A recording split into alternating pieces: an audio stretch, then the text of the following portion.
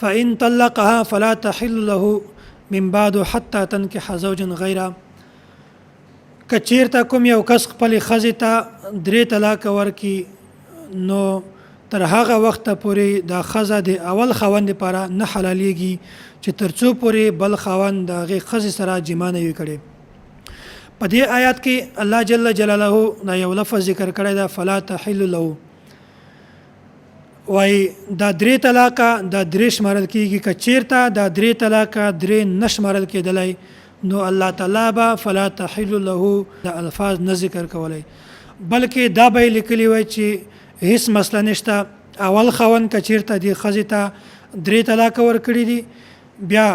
دا اول خاوند هغه ښځې سره رجوع هم کولی شي او هیڅ مسله نشته، دوباره نکاح هم کولی شي، ځکه چې دا 3 طلاقه دا یو ده. خو الله تعالی په قرآن کریم کې دا لفظ ذکر کو، دا لفظ د دې خبرې بالکل واضح دلیل لا چې 3 طلاقه دا 3 واقع کیږي او کوم کس چې ښځې ته 3 طلاقه ورکړي د هغه وخته پورې د اول خاوند لپاره نه حلالیږي چې تر څو پورې بل خاوند هغې ښځې سره جما نه وي کړي. مشهور صحابي مفسر قرآن حضرت عبدالله بن عباس رضی الله تعالی عنه د دې آیات تفسیر بیانوي، وایي فإن طلقها ثلاثا، طلقها نه بعد حضرت عبدالله بن عباس رضی الله تعالی عنه د ثلاثا لفظ ذکر کړی دا چې دا آیات بالکل د دې خبرې واضح دلیل لا چې 3 طلاقه دا 3 واقع کیږي. او داسې امام شافعي رحمت الله علیه کتاب الام خپل کتاب کې دا ذکر کړی دی، وایي والقرآن يدل والله اعلم على ان من طلق زوجة له دخل بها او لم يدخل بها ثلاثا لم تحل له حتى تنكح زوجا غیره. وایي که کوم یو کس خپلې ښځې ته 3 طلاق ورکړل هغه ښځه که مدخول بها وي او که مدخول بها نه وي، په یو لفظ سره که 3 طلاق ورکړل نو دا 3 سره طلاق 3 واقع کیږي. نو که چیرته دا ښځه د اول خاوند لپاره اول خاوند سره دوباره نکاح کول غواړي نو تر هغه وخته پورې دا د اول خاوند لپاره نه حلالیږي چې تر څو پورې بل خاوند د دې ښځې سره جما نه وي کړی. نو امام شافعي رحمت الله علیه هم دا بیانوي چې 3 طلاقه دا 3 واقع کیږي. او داسې عبد الله بن عباس رضی الله تعالی عنه مشهور صحابي دا هغه هم دا بیانوي چې 3 طلاقه دا 3 دي او قرآن کریم کې هم دا بیان شوی دی چې 3 طلاقه دا 3 دي. بعض خلک دا یو اعتراض کوي چې په یو مجلس کې 3 طلاقه خپل ښځې ته ورکول د دې استدلال فإن طلقها دا نه جوړیږي. هغه وجه د دې ده چې په شریعت کې 3 طلاقه په یو ځای باندې ښځې ته ورکول د دې نه یې منع کړي یو چې 3 طلاقه تاسو ښځې ته په یو ځای مه ورکوئ. چې کله شریعت منع کړي یو او بیا موږ خپلې ښځې ته 3 طلاقه ورکو نو دا به څنګه جایز وي؟ دا خبره یو په ذهن کې وساتئ چې یو دا جواز او بل دا نفاذ. 3 طلاقه په یو ځای باندې خپلې ښځې ته ورکول دا جایز نه دي او که څوک بیا هم خپلې ښځې ته 3 طلاقه ورکړي نو دا 3 واړه طلاقه نافذیږي. که کوم یو کس خپلې ښځې ته د حالت حیض په حالت کې 3 طلاقه ورکړي نو دا بالکل ناجایز دي او حرام دي. خو که چا 3 طلاقه د حیض په حالت کې ورکړل نو دا 3 واړه طلاقه 3 شمارل کیږي یو نه شمارل کیږي. نو دا خبر هم تاسو په ذهن کې وساتئ چې هسې خلک هم تاسو په یو تشویش کې او په یو غلط فهمي کې مبتلا نه کړي. د دې ټولې خبرې خلاصه دا ده چې په دې مسله کې قرآن کریم بشمیره آیاتونه دا هم زمونږ موافق دي او د نبی علیه الصلاة والسلام بشمیره احادیث دا هم زمونږ موافق دي او حضرت عمر رضی الله تعالی عنه قول او حضرت عثمان رضی الله تعالی عنه قول حضرت علی رضی الله تعالی عنه قول او دیگر نور صحابه کرام اقوال دا هم زمونږ موافق دي او د امت اجماع دا هم زمونږ موافقه ده او د ائمه اربعه اقوال دا هم زمونږ موافق دي. نو تاسو دا خبره په ذهن کې وساتئ چې قرآن کریم هم دا وایي چې 3 طلاقه دا 3 دي، احادیث مبارکه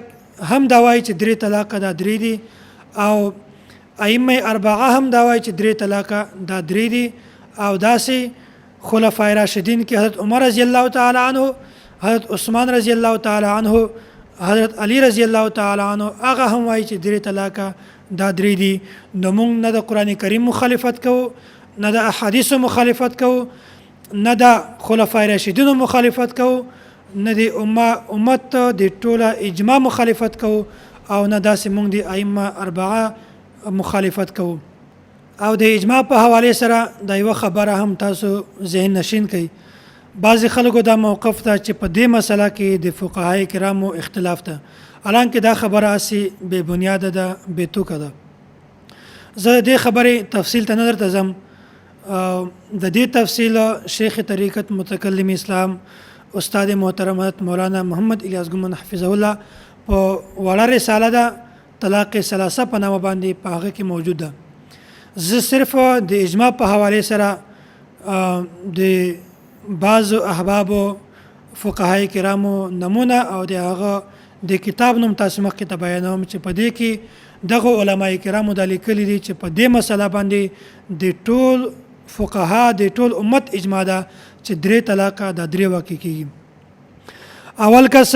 امام ابوبکر الجساس رحمت الله علیه خپل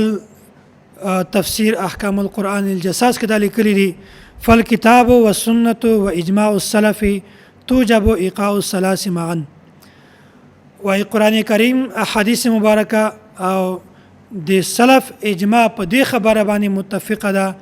چې درې طلاقه د درې واقع کیږي. یعنی کوم کس خپل خزې ته په یو مجلس کې یا په یو لفظ سره یا په متفرق الفاظ سره دا طلاق ورکو چې انت طالق ثلاثا یا انت طالق انت طالق انت طالق، په دې خبره باندې د ټول امت اجماع ده چې دا درې طلاقه د درې واقع کیږي. او داسې امام طحاوی رحمت الله علیه خپل کتاب سنن طحاوی کې د لیکلي دي، او امام ابن بطال رحمت الله علیه خپل کتاب شرع ابن بطال کې، او حافظ ابن حجر اسقلانی رحمت الله علیه خپل کتاب فتح الباری کې، او قاضی ثناء الله پانیپتی رحمت الله علیه خپل تفسیر مظهری کې د لیکلي دي. وای کچیرته خاون خپل خزې ته په یو مجلس کې درې طلاقه په یو لفظ سره یا په متفرق الفاظ سره ورکی، نو دا درې طلاقه دا درې واقع کیږي. او په دې باندې د ټول امت اجماع ده. نو قران کریم هم دا وایي چې درې طلاقه درې دي، احادیث مبارکه کې هم دا ده چې درې طلاقه درې دي. او حضرت عمر رضی الله تعالی عنہ، حضرت علی رضی الله تعالی عنہ، حضرت عثمان رضی الله تعالی عنہ دا هم وایي چې درې طلاقه درې دي. او داسې د ائمه اربعه چې کوم دي امام ابو حنیفه رحمت الله علیه، امام مالک رحمت الله علیه، امام شافعی رحمت الله علیه او امام احمد بن حنبل رحمت الله علیه دا هم وایي چې درې طلاقه دا درې دي. نه موږ د قران کریم مخالفت هم نه کوو، احادیث مبارکه هم مخالفت نه کوو، او د ټول د امت د اجماع مخالفت نه کوو.